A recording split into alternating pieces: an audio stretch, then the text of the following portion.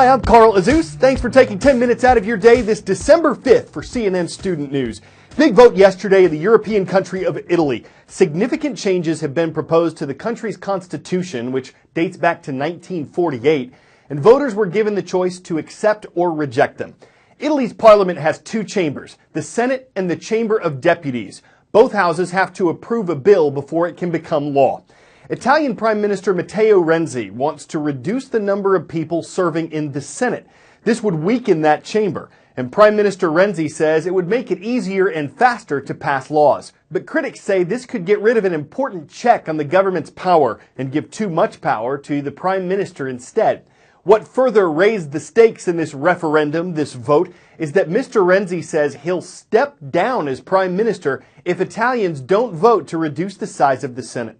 It's all about cutting down the powers and the size of the Italian Senate, basically making it a much smaller body. Instead of 315 members, it'll go down to 100, and they will be appointed, and they'll have very little in the way of decision-making power.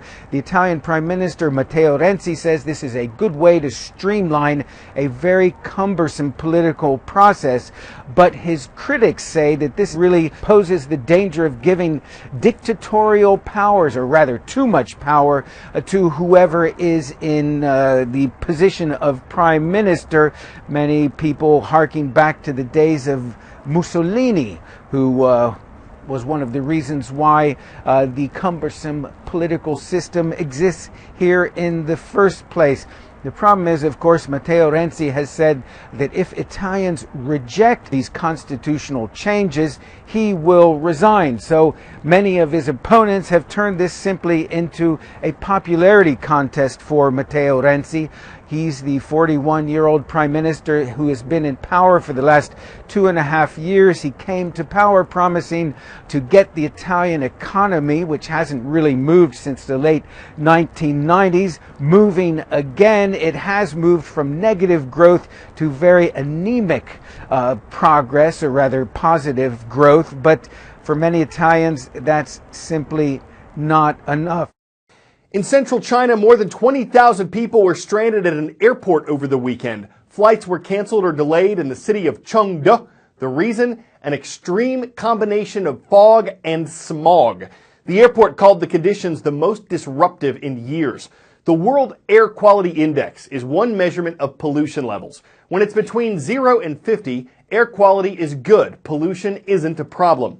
In Chengdu, the air quality was recently measured at 280. That puts pollution levels in the index's very unhealthy category, an emergency level which advises everyone to either limit their outdoor activity or avoid it entirely.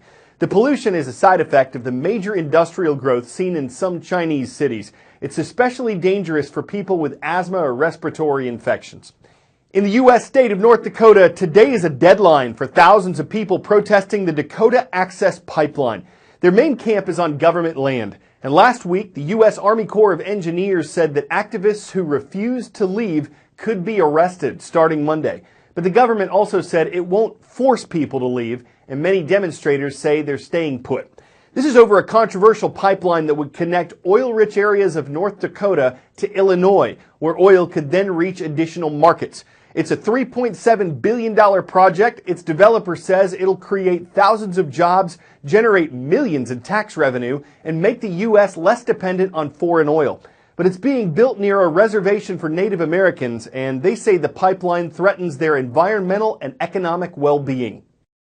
This is truly a very, very large group of people who have come to stop the North Dakota Access Pipeline. I want to give you an idea of just how big it is.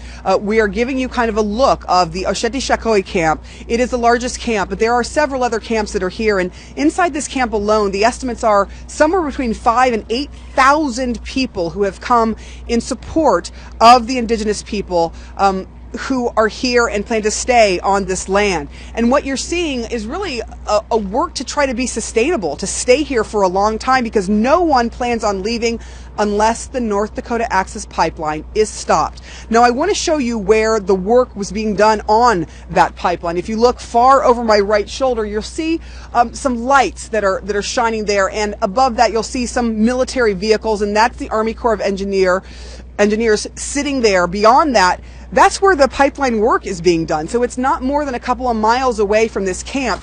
The camp is not physically in the way of the pipeline going forward, but people say they are here because they want to be a presence. They want to get people to understand what their worry is. And their worry, for the most part, is the water. Worry that the pipeline that's supposed to go underneath the Missouri River is going to at some point rupture and ruin the water, and the water that people drink, 18 million people drink, that are living on the land along the Missouri River. So that is one of the biggest fights here.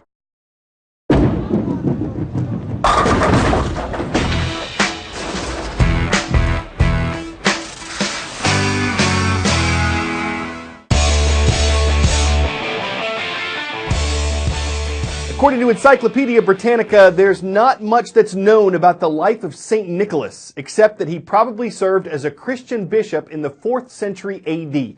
He had a reputation for helping others, though, and that helped give rise to our modern view of Santa Claus. His popular image today owes a lot to the 19th century Clement Clarke Moore poem, "'Twas the Night Before Christmas," and to illustrations by the Coca-Cola Company in the 1930s. It's an image that takes a lot of training for modern-day Santas to maintain. Santa Claus is coming to town.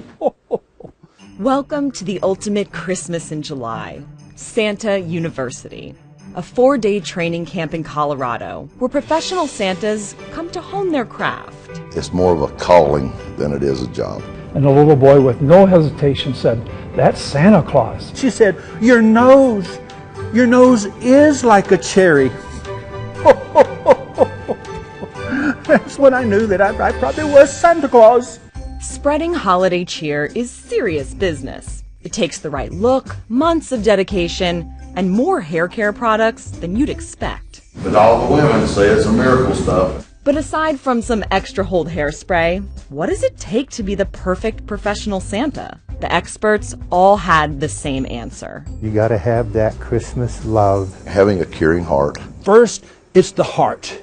And then all of the other things, they will fall into place. Heart is something that can't be taught. But the rest of it? That's why NOR programs put Santa University together in the first place. Every year, the Santas come together to train at the company's headquarters called, you guessed it, the NOR Pole. People are amazed that there are 4 days worth of classes for Santa University, but it's true. We have everything from ethics of Santa, how to dress and look your best, how to stay healthy as a Santa, and many, many more things. Classes teach everything from beard grooming to suit fitting to sign language. There are charity toy drives and sing-alongs. It's 4 days of fun and festivities. Then, when the holidays roll around, these guys are all Santa all the time. I work at Orland Square Mall, about 30 miles southwest of Chicago. And I'm from Duluth, Georgia. It's about a 750-mile trip every year. It's a very demanding job if you do it like you should do it. We're on the set many hours a day, so you pretty much sleep, eat, and work. And you want to stay focused so that you can be all you can be when you're on the set and be there for the children. And if you're at home, you allow too many other distractions. And so by traveling, I feel like I can stay focused at what I'm doing. For these Santas, the months of preparation and work are worth it. For them, being Santa Claus in the eyes of a child is the ultimate gift. I get far more than I unfortunately can give. If you can say anything every day to try to uplift a child and their family, then you go home at night with some accomplishment. We all want one thing, the joy and the happiness for children. So you can see it's for a good cause that they train hard for their ho-ho holiday work and to keep up their tiding abundance. And even if their suits get a little tarnished with ashes and soot, who is not in need of a little good cheer? The extra effort can make the difference between Santa and Santastic. I'm Carl Azus at CNN Student News. We'll see you tomorrow.